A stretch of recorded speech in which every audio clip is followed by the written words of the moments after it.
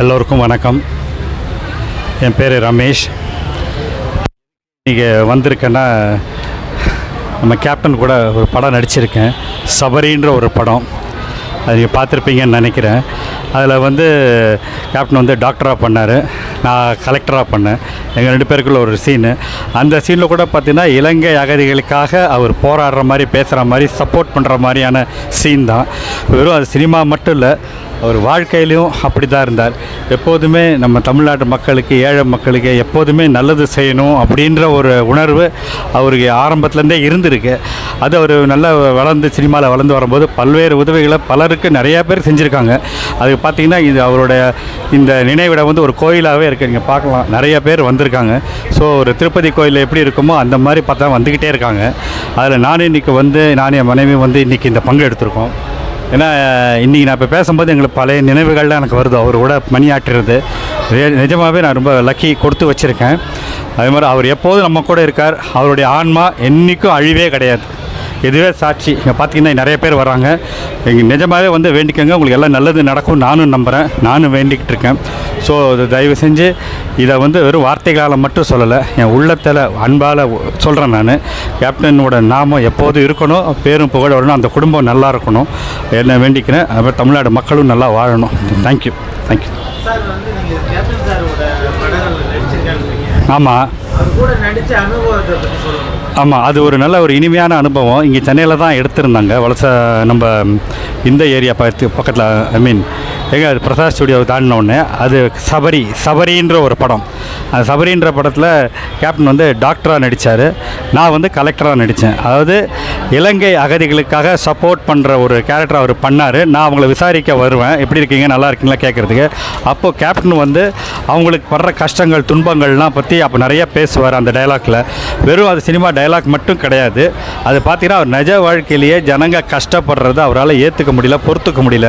அவங்களுக்காக பல்வேறு உதவிகளை செஞ்சுருக்கார். தன் சொந்த பைசாவில், அவர் அரசாங்க பைசா ₹1 கூட வாங்கி செலவு பண்ணலை. எல்லாம் அவர் கடுமையாக உழைச்சி சம்பாதித்த காசுலேருந்து ஜனங்களுக்கு கொடுத்துருக்காரு. இந்த மாதிரி ஒரு தலைவர் இனிமேல் பிறக்க போகிறதே இல்லை. இது சத்தியமான உண்மை. ஆனால் ஒரே வருத்தம் என்னென்னா, அவர் இருக்கும்போது அவரை கொண்டாடி ஒரு பெரிய லெவலில் கொண்டு வந்திருந்தால் இன்னும் நல்லா இருந்திருக்கும். ஜனங்களுக்கு எல்லா தரப்பு தமிழ்நாட்டு மக்களுக்கு நல்லது நடந்திருக்கும். நம்மளுடைய துரதிர்ஷ்டம், நம்மளை விட்டு அவர் போயிட்டார். ஸோ என்ன சொல்கிறது, அவர் என்றைக்கும் அவர் ஆன்மாவுக்கு அழிவே இல்லை. எப்போவும் நம்ம கூட தான் இருக்கார். அவர் இனியும் இருப்பார். பார்த்திங்கன்னா திருப்பதி கோயில் வர மாதிரி ஜனங்க வந்துக்கிட்டு இருக்காங்க. ஸோ இந்த நினைவிட ஒரு கோயிலாக மாறி இருக்கு. ஏன்னா அவரோட ஆத்மா உண்மையான நல்ல ஆத்மா. ஆனால் நிச்சயமாக நல்லது நடக்கும். எல்லாருமே என்ன சொல்கிறது, எல்லாமே வழிபட தப்பு கிடையாது. ஜஸ்ட் சார் ஆமாம் ஆமாம் படத்துல காட்டின மாதிரி அவர் நிஜத்திலேயே நிறைய நலத்திட்ட உதவிகள் பண்ணி. ஆமாம் உண்மை. அதெல்லாம் நீங்கள் அவர் செஞ்ச நலத்திட்ட உதவிகள்லாம் நீங்கள் பார்த்துருக்கீங்களா? நான் கூட இருந்து பார்த்தது கிடையாது, டிவியில் பார்த்தது தான், கேள்விப்பட்டது தான். ஏன்னா நான் கட்சியில் மெம்பர் ஆகலை. பட் எனக்கு அவர் ரொம்ப பிடிக்கும். என்னுடைய ஓட்டெல்லாம் பார்த்தீங்கன்னா நான் அவர் நல்லா இருக்கும்போது அவருக்கு தான் ஓட்டு போட்டிருக்கேன். இப்போ சொல்கிறேன், அவர் மாற்றம் வேணுன்றது தான் அவர் வந்தார். நிஜமாகவே ரொம்ப ஏன்னா இந்த 2 இதுக்கு மாற்றம் அவர் வந்ததில் ரொம்ப ரொம்ப சந்தோஷப்பட்டு, எனக்கு மட்டும் இல்லை, நான் என்னுடைய நண்பர்களுக்கு உறவினர்களாக சொல்லி அவர் போட வச்சுருக்கேன். அந்த நேரத்தில் அவர் எதிர்கட்சி தலைவராக வந்தார். சீக்கிரமாக 6 ஆரம்பித்து 2011 எதிர்கட்சி தலைவராக பெரிய லெவலில் வந்தார். அவர் மட்டும் உடல் ஆரோக்கியத்தை திடமாக இருந்திருந்தாருன்னா நிச்சயமாக இன்றைக்கி சிஎம் தான் அவர். நம்ம எல்லா மக்களுக்கும் நல்லது நடந்திருக்கும். பட் அவரோட உடல்நல குறைவால் நமக்கு ஒரு பெயர் நடந்து போச்சு. அது சினிமாவில் ஆமாம் ஆமாம் சார். அவர் ஷூட்டிங் ஸ்பாட்டில் என்ன சாப்பிட்றாரோ அதெல்லாம் கூட நடித்த சக நடிகர்களும் சரி, ஒரு சாதாரண லைட்மேன்லேயும் சரி, 24 யூனிட்டில் உள்ள எல்லாருமே அதே உணவு தான் சாப்பிடணும் அப்படின்னு அவர் ஒரு கொள்கையாகவே கடைபிடிச்சிருக்காரு. ஆமாம் ஆமாம் பார்த்துருக்கீங்க. ஆமாம் உண்மைதான். ஏன்னா இது அவர் எதுக்காக இந்த பண்ண ஆரம்பித்தாருன்றப்போ நான் அப்படியே விசாரிக்கும் போது ஒரு நிகழ்வு ஒருத்தர் சொன்னார். அவருடைய ஆரம்ப காலத்தில் வரும்போது அவர் நடிச்சிட்டு இருக்கும்போது உணவு இடைவேளை போல உட்காந்து சாப்பிட வந்திருக்காரு. நான் அது கேள்விப்பட்ட வரைக்கும். அதுக்கு அப்போ இலையில் உட்காந்து சாப்பாடு பசைய ஆரம்பித்தப்போ அங்கே ஒரு ப்ரொடக்ஷன் பாய் இல்லை அவர் எழுந்துக்க சொல்லிட்டாராம். அப்போ இவர் பிரபலம் ஆகலை, அப்கமிங், அப்போ தான் ஸ்டார்டிங். அப்புறம் எழுந்துக்க சாப்பாடில் கை வச்சவர், கலந்தவர், பசஞ்சவரை எழுந்துக்க வச்சு அவரை வெளியே வெளியே அனுப்பி வேறு இதுக்கு வேறு இடத்துக்கு போட்டாங்களாம். ஏதோ ஆள் கம்மியாக இருக்குது, சாப்பாடு கம்மியாக இருக்குன்னு. அந்த ஒரு வைராகியத்தை மனசை வச்சுட்டு தான் பெரிய ஆளாக வந்தப்பறம் எல்லாருக்கும் என்ன சாப்பிட்றோமோ எல்லாருக்கும் அது கிடைக்கணும் அப்படின்ற ஒரு மனசில் அதை வச்சுக்கிட்டு தான் அது பெருசாக பண்ணார். அதில் சாதிச்சும் காட்டினார். இன்றைக்கி வரைக்கும் பாருங்களேன், அவங்க டெய்லி இங்கே உணவு கொடுக்குறதா நான் கூட பேப்பரில் படிச்சிருக்கேன், எல்லாமே படிச்சிருக்கேன். அவங்க பிள்ளைகளும் அதே மாதிரி பண்ணுறாங்க. அவர் எல்லா நடிகரும் சமமாக மதித்து பழகக்கூடிய ஒருவர். என் கூட நல்லா பழகியிருக்காரு. நான் குறுகிய காலம் தான் அவர்கிட்ட பழகியிருக்கேன். ஆனால் அந்த பழகின கொஞ்ச நாள்லேயே பார்த்தீங்கன்னா அவர் மேலே ஒரு அதீத ஒரு அன்பு, ஆர்வம், ஈர்ப்பு எல்லாருக்குமே ஏற்படும். அந்த மாதிரி அவர் பேருக்கு ஏற்ற மாதிரி ஒரு காந்தம் தான் அது. ஏன்னா அவர் அடிப்படையில் நல்ல மனுஷன், எல்லாருக்கும் நல்லது நடக்கணும், நல்லது செய்யணுன்ற ஒரு எண்ணம் இருக்கிறவர். அதில் ஆட்டோமேட்டிக்காக ஜனங்க அவங்ககிட்ட போவாங்க. இப்போ சர்க்கரையை பார்த்தா எல்லாம் எறும்பு வருது பார்த்தீங்களா, அந்த மாதிரி அவர் சர்க்கரை அவ்வளோ இனிப்பான மனிதர். அவரை பார்த்துட்டு எல்லாமே அவர்கிட்ட ஈர்த்துட்டு போவாங்க. அது நம்மளுடைய ஒரே துரதிர்ஷ்டம் அவர் நம்ம கூட இப்போ இல்லாதது தான். அது வருத்தமாக இருக்குது, ரொம்ப கஷ்டமாக இருக்காது. இப்போ திரைத்துறையில் இது வரைக்கும் அவருக்கு எவ்வளவோ சாதனைகளை பண்ணியிருக்கிறாரு கேப்டன் சார். நடிகர் சங்கத்தை மீட்டு கொடுத்ததா இருக்கட்டும், துணை நடிகர் நடிகைகளுக்கெல்லாம் பல உதவிகளை பண்ணியிருக்கிறாரு. மறைமுகமாக நிறைய பண்ணியிருக்கிறாரு. ஆமாம். அப்படியாப்பட்ட கேப்டனுக்கு இது வரைக்கும் மிகப்பெரிய பிரம்மாண்டமான எந்த ஒரு பாராட்டு விழாவும் இது வரைக்கும் முன்னெடுத்து நடத்தாத காரணம் என்ன? இதுக்கு காரணம் அவர் செஞ்ச உதவிகள்லாம் நீங்கள் போட்டீங்கன்னா சொல்லிக்கிட்டே இருக்கலாம் நாள் பூரா. நிறைய பேருக்கு தெரிஞ்சவங்களுக்கு, தெரியாதவங்களுக்கு, கூட நடிக்கிறவங்களுக்கு, நடிக்காதவங்களுக்கு, யூனிட் பாயிலிருந்து எல்லாருக்கும் பல உதவிகள் பண்ணியிருக்காரு. பர்சனலாகவும் தெரிஞ்சவங்களும் பண்ணியிருக்காரு.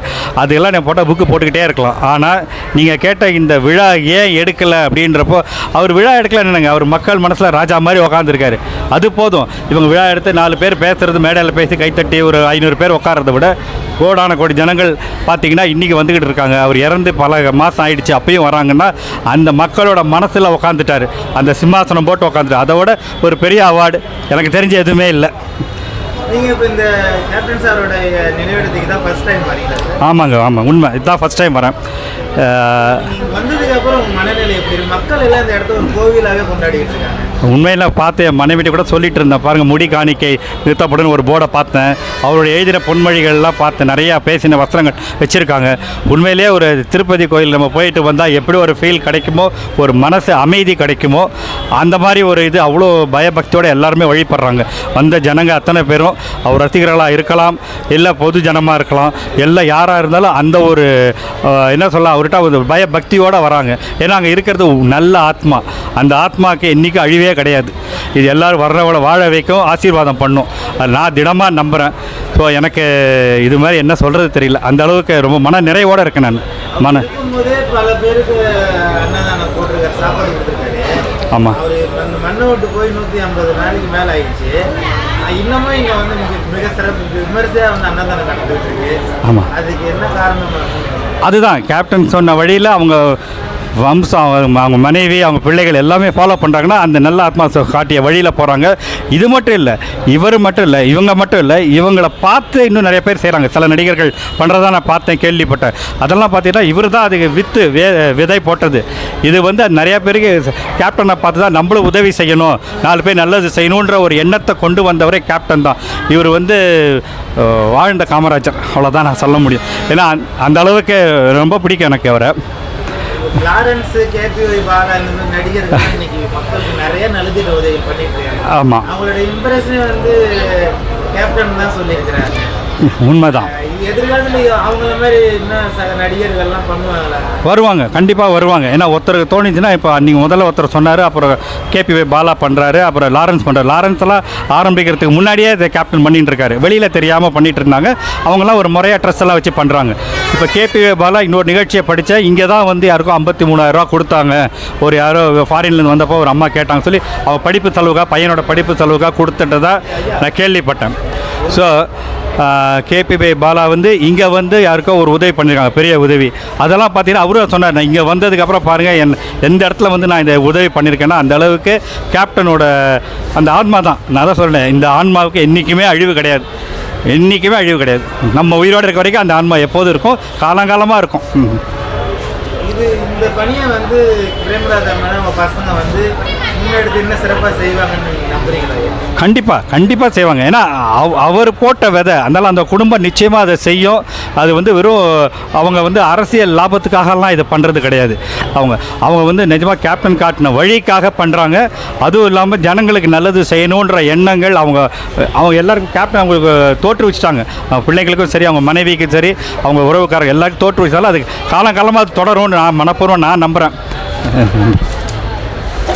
நீங்கள் மறுபடியும் இந்த இடத்துக்கு வரணும்னு அது இப்போ வந்துட்டு போனதுனால அடிக்கடி வரணும்னு தோணுது.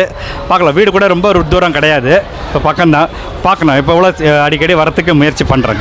இந்த திரை வெளிச்சம் சேனலுக்கு என்னுடைய மனமார்ந்த